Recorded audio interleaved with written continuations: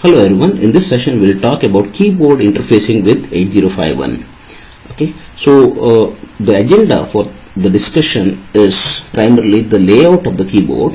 The second is the way they are interfaced with 8051 and an assembly program and a C program, and subsequently we will burn the code in the Proteus and demonstrate the working of the keyboard interface.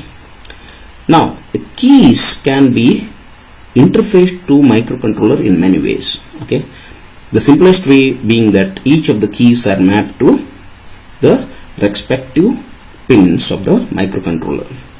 However, the disadvantage is that, say for example, if you want 16 keys to be incorporated in the keyboard, at that time 16 pins of the microcontrollers needs to be available, and this will make the microcontroller pins, less microcontroller pins available for rest of the logic. So it is a it's cumbersome way of mapping each of the keys to each of the pins of the microcontroller. So there has been many proposals on efficient utilization of the microcontroller pins. So one of the technique is called as the matrix keyboard. In the matrix keyboard, as shown in the figure, the number of keys will be 16, whereas the number of pins that are needed for running this particular keyboard interface is going to be minimal, that is equal to 8, as shown in the figure.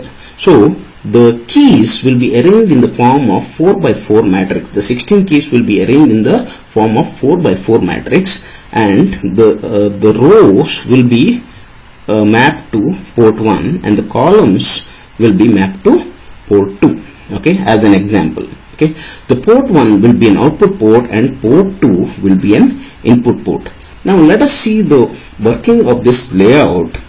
Okay, say the one end of the port 2 is connected to VCC through a resistor, and another end of the port 1 is connected again to VCC through a resistor. So I can write any values as an output from the port 1, and at the same time I can read what is the value that is available in port 2.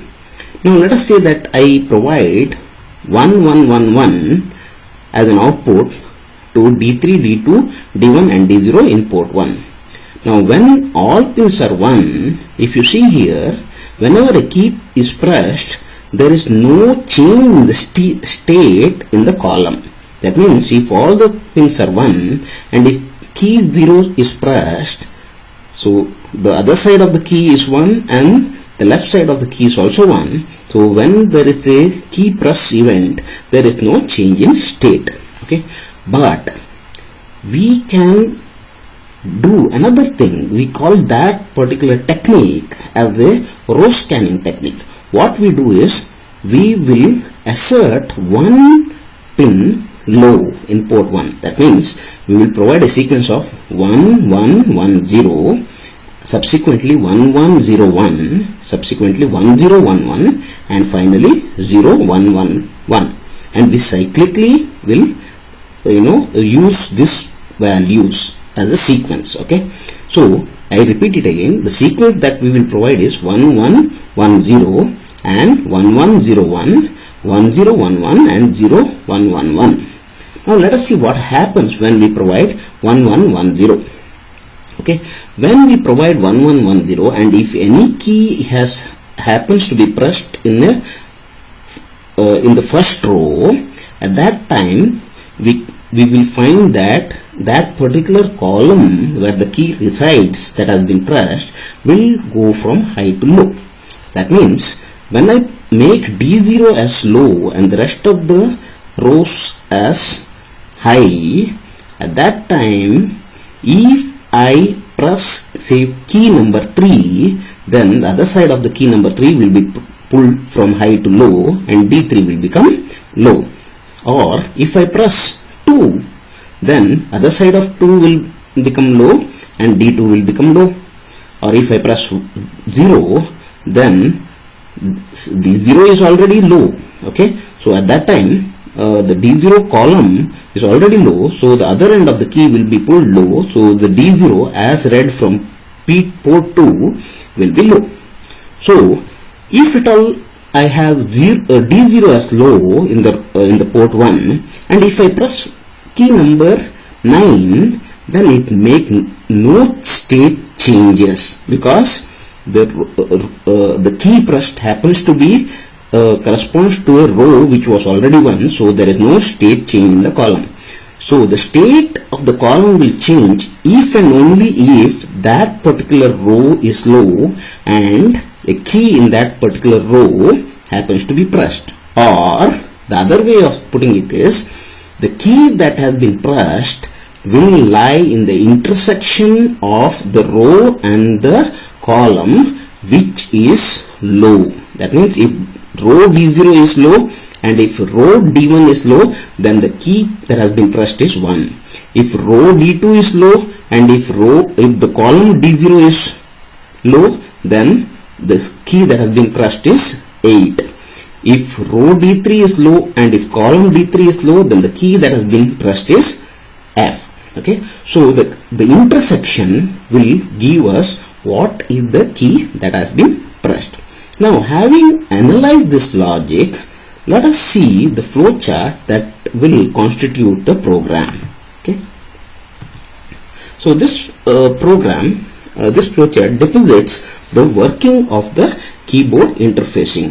Now we have already connected, let us assume that we have connected the row to 4 pins of microcontroller and column to another 4 pins of microcontrollers. And now before we start, we need to make sure that the keyboard is in a perfect order. Okay, so what we initially do is we will ground all the rows. Okay, so in order to check whether the keyboard is perfectly functioning or not, we will ground all the rows. Now if we do not press any keys, then none of the columns should read a value 0. That means if all the rows are grounded and if none of the keys have been pressed, then all the columns should be at logic level high. Okay, if the columns are at logic level high when the rows are 0 and none of the keys are pressed, then the keyboard is perfectly working fine. So that implies that all the keys are open. So if you see in this particular flow chart, let me zoom in. Okay, first you ground all the rows, then you read all the columns. Just make sure that all the keys are open. If all the keys are open, then that means that your keyboard is working fine. So if the keyboard is working fine, then you proceed with the next set of logic. After you ensure that the keyboard is working fine, now you have to read all the columns, because if at all any key is pressed, then that means to say that one particular key is down. If a key is not down, then keep on waiting and read all the columns to make sure that the key is pressed. Now if at all a particular key is pressed, then it will come to this logic and say that okay, a key has been pressed. Okay, but this key that was pressed, maybe because of certain vibration or because of some transient case.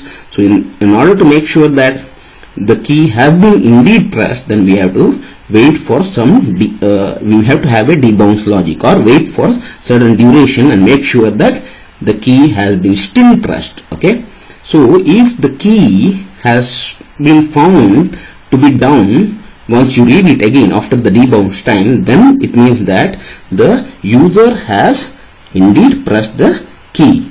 At that time, what you do is you will start running the row scan. Okay, so first you will provide the first ground the first row and read all the columns and identify whether whether any of the column reading is 0. If it is not so, then that is not the row that has been selected. So you send the next row scan sequence, row scan value, that is 1101, and again read the column. Okay, if at all that particular column has been selected, then once the column has been once the row has been selected, then the key is pressed, the key that has been pressed is in that particular row.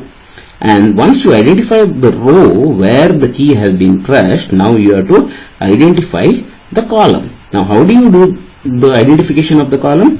Basically you keep on checking which of the bit in that particular row corresponds to 0. So that will give you the column number, and eventually the intersection between the row and column will give you the key that has been pressed. Now once you have identified which key has been pressed, now all you have to do is you have to go to a lookup table called as scan code table, okay, and you find out what value, ASCII value would correspond to the key that has been pressed. And once you get that key, then you would pass that information to the subsequent stages, either to display or to do the processing.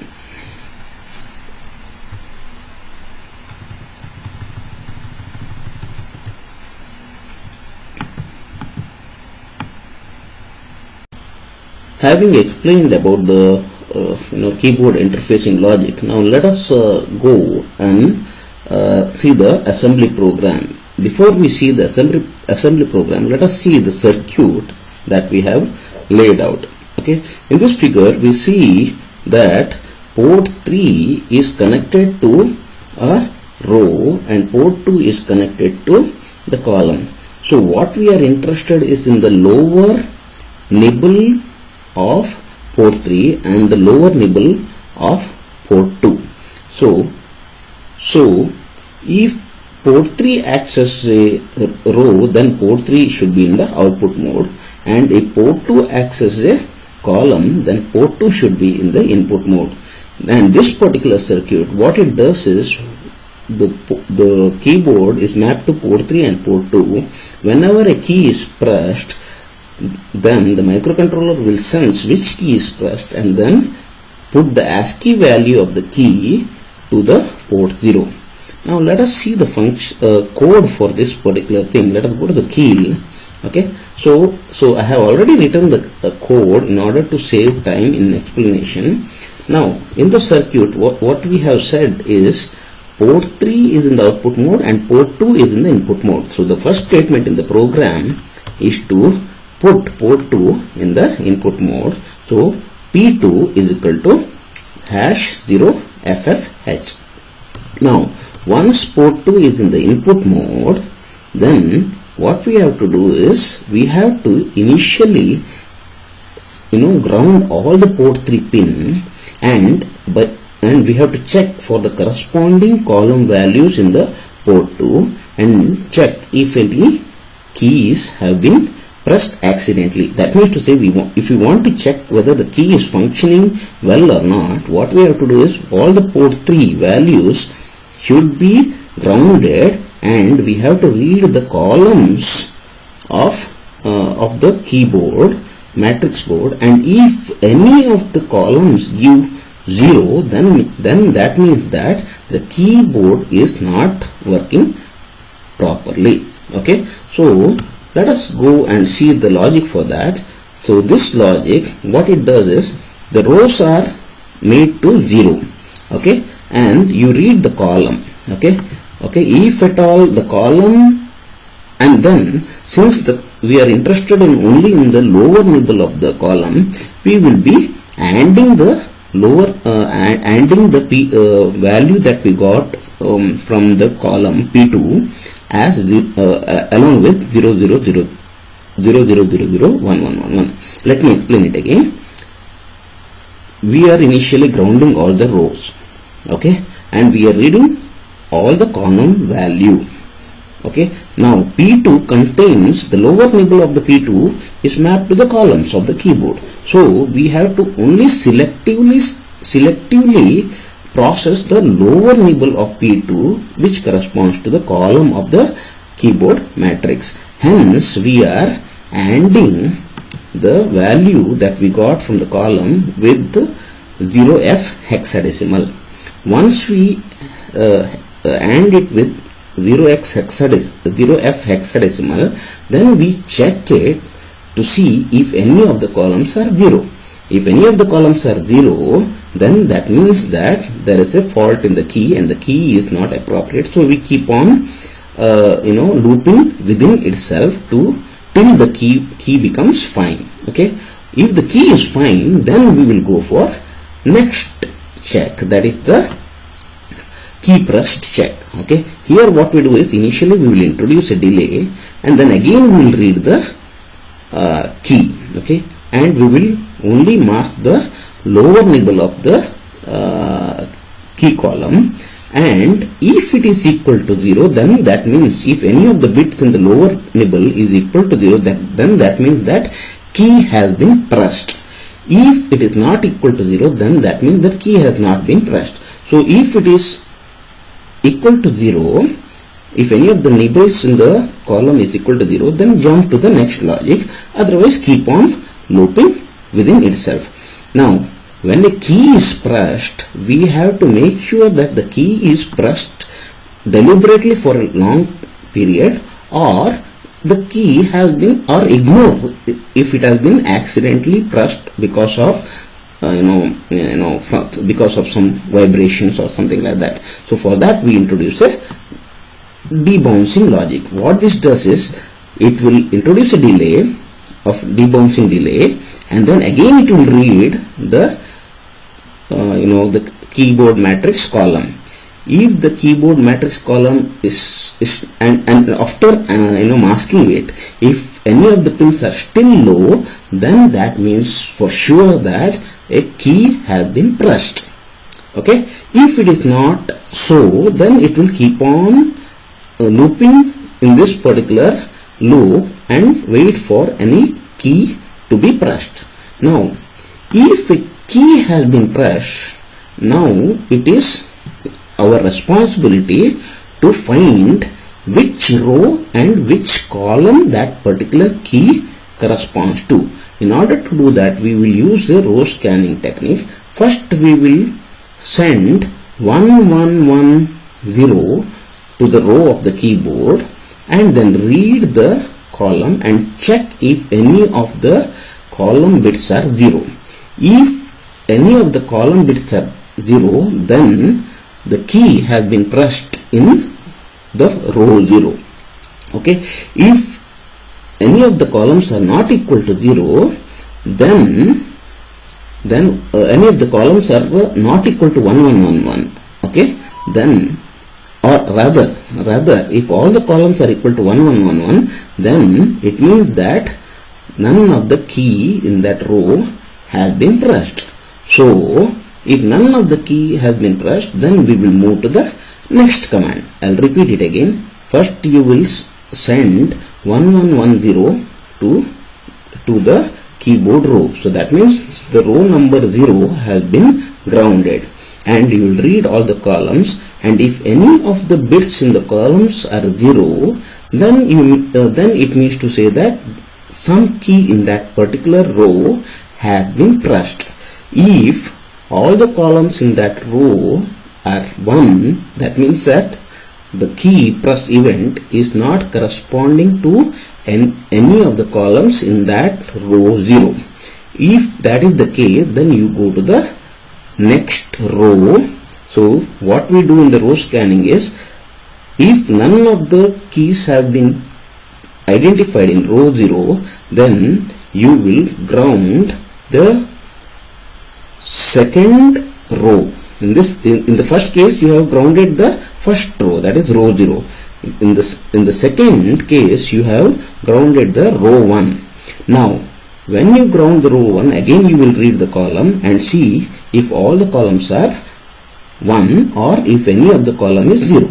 If any of the column is 0 after masking, then that means the key will be residing in row 1. Else you will go to the next step where you will ground the row 2. Okay, and then check whether any of the column has gone 0. If not, then you will proceed to the next step where you will ground row 3 and so on so forth. You keep on doing the same thing repetitively. So this process of repetitively grounding one pin in the row is called as the row scanning technique. Okay, so if at all any of the column in a particular row has been identified to be pressed, say for example, if a column in row happens to be high, a column in row happens to be row 0 happens to be 0, at that time what you do is you will jump to the location row 0. Here it will fetch the lookup scan code table value. So the scan code table value for k code 0, that is for the row 0, is these values. Okay, that is 0, 1, 2, 3. So the scan code for 0 correspond to ASCII 30. Okay, so for 1 it corresponds to ASCII 31, for 2 it corresponds to ASCII 32, so on and so forth. So okay, so now let us say that a particular column in row 0 has been pressed. When that happens, it jumps to the location corresponding with the label as row 0. Now here it will load the scan code value for the row 1. Okay, and then it will go to a location called as find. What happens here is, since a particular column in a row 0 is low, we need to identify which column has got a value being 0. To do that, we will repetitively rotate the accumulator right till we find that there is no carry. So if that particular column is low, then we will get a no carry match, because whenever a particular bit in accumulator is low, when you rotate right, that value which corresponds to 0 will not create a carry in the carry flag in the PSW, carry flag of the PSW. So that is the reason we have to use RRC. Okay, now you will keep on doing the rotate right to carry, and you will keep on checking for the carry when it is equal to 0. Till then you will increment the DPTR.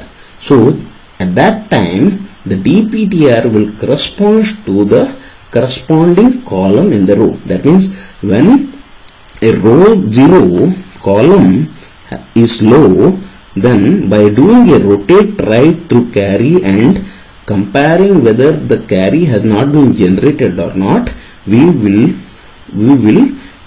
directly jump to that particular data or scan code data in the scan code table. Now once we get that scan code table, we will simply put that value of the scan code to a port 0.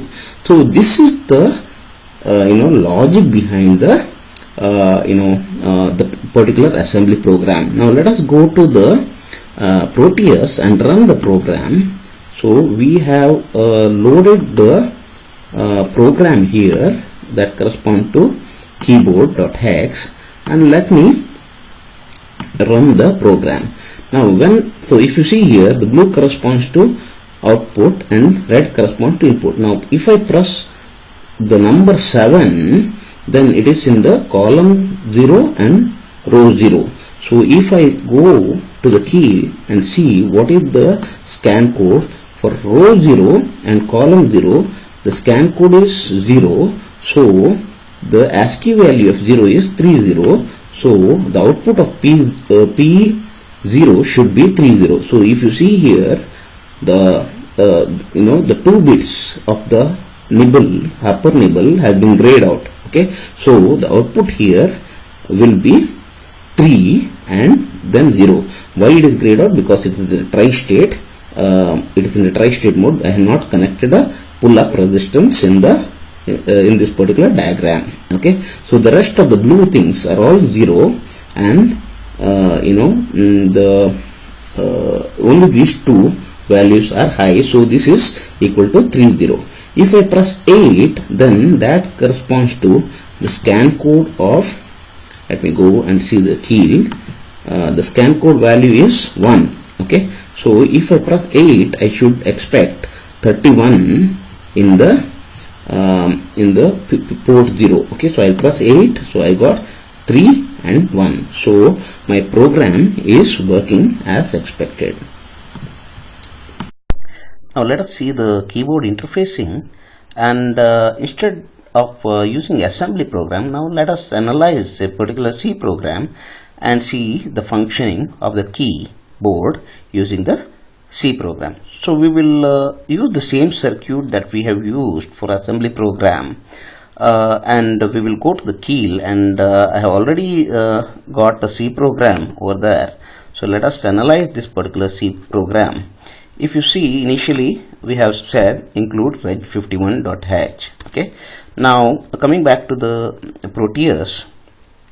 Okay, so here we have the row being mapped to p3.0 to p3.3. so the row 0 is p3.0 and row 3 is p3.3. similarly, column is mapped to p2.0 to p2.3. so the column 0 is p2.0 and column 3 is p2.3. so having said that, we'll go to the Keil. So we define, okay, so here we have defined as row 1, row 2, row 3 is row 4. So row 1 is p3.0. I'll go back. Row 1 is mapped to p3.0 and row 4 is mapped to p3.3. so row 1 is mapped to p3.0, row 2 is mapped to p3.1, row 3 is mapped to p3.2 and row 4 is mapped to p3.3. so similarly, column 1 is mapped to p2.0. so let us see, column 1 is mapped to p2.0, column 2 is mapped to p2.1, column 3 is mapped to p2.2 and column 3 is mapped to p3.3. and then we write a function to just introduce a delay. Okay, it will have an outer loop and a inner loop, and we will introduce a delay. Okay, now let us talk about the keyboard function. Okay, here in this keyboard function we make use of the row scanning technique. What we do is we initially make all the columns to the read mode, beside all the columns to the read mode, and we initially ground the first row and check if any of the columns are grounded. If any of the columns are grounded, then it means that it is at the key, pressed key is at row 1 and corresponding column where the column has turned to 0. So when we have row 1 as 0, then we check whether the first key of the row 1 is grounded. If it is not grounded, if it is 1, then it means that that particular key is not pressed.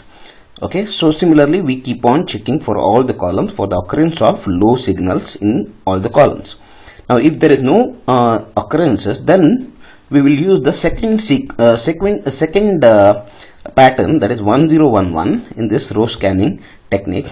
So here we are grounding row 2 instead of row 1, and again we will check all the columns to see if any of the columns have gone down, and if none of the key has been found to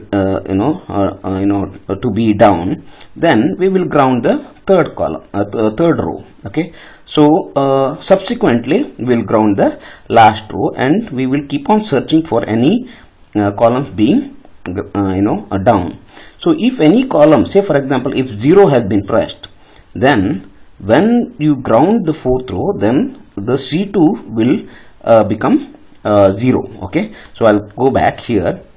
If 0 has been pressed, then when you ground the P3.3 or the row 4, then you will receive a low signal in column 2. Okay, so this condition will be satisfied and it will return the ASCII value of 0. Please note that if there is a single quotation, that means it is an ASCII value of 0. Otherwise if none of the none of the key has been pressed, then it will simply return 0x00 back from the keyboard function.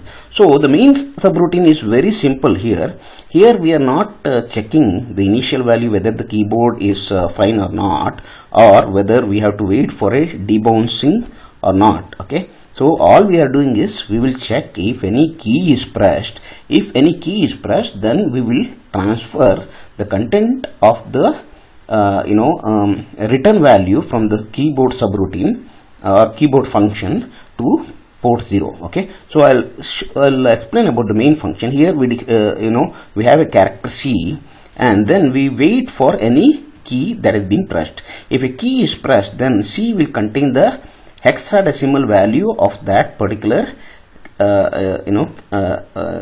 scan code. Okay, so that will be transferred to port 0. Okay, so with that explanation, we will compile the program, and then we will go to Proteus and we will load that new program. Okay, so keyboard.hex. Okay, now let me see the scan code value. If the row 0 is low, and if column 0 is low, if the row 1 is 0 and column 1 becomes 0, then it will return 7. The ASCII value of 7 is 37. Let us see whether it happens. I'll press the first key, row 1 and column 1, that is equal to 7. When I do that, it should return 37. Okay, so let me see that. Okay, I have not run this. Let me run this simulation. Okay, so when I press 7, so the port 0 should be 37. So it is 0011 0111, so it is 37. When I press the second key, that is row 0 and row 1 and column 2, then it should return me 38. It is 0011 1000. So the function is working as expected.